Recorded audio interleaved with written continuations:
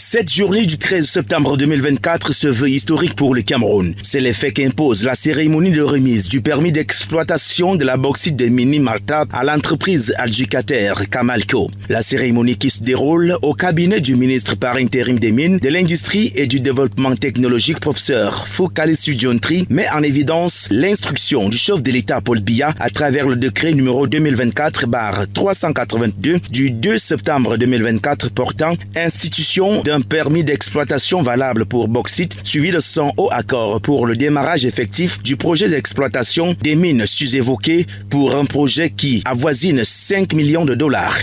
Nous voulons dire merci à son Excellence M.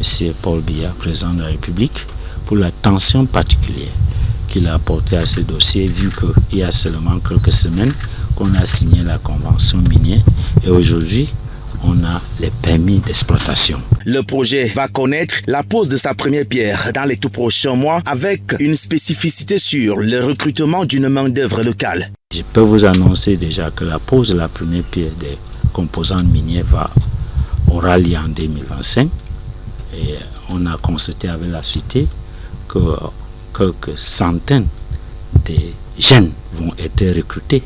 Une étape importante pour l'entreprise bénéficiaire du permis d'exploitation qui garantit la priorité sur l'emploi des Camerounais. C'est une étape très importante dans le développement du projet Mini Martap. La société garantit, avec les négociations et les termes entendus avec le gouvernement camerounais, de prioriser l'emploi camerounais, le transfert de savoir. Ce qui n'est que la suite d'un processus engagé depuis des années. Nous avons plus de 98% Camerounais à l'emploi présentement chez nous.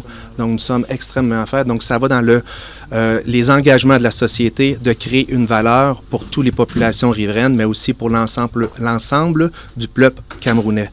C'est un projet national avec une envergure internationale et nous sommes extrêmement fiers d'en faire partie. Le début de la transformation de la bauxite en alumine est fixé en 2027 et met en exergue des composantes multisectorielles suivantes: l'énergie, le transport, la logistique, les travaux publics, l'industrie, les mines, entre autres, pour un projet qui place le Cameroun en pole position. Et ce projet fait le Cameroun le premier pays en Afrique qui va avoir la chaîne de valeur complète des secteurs bauxite,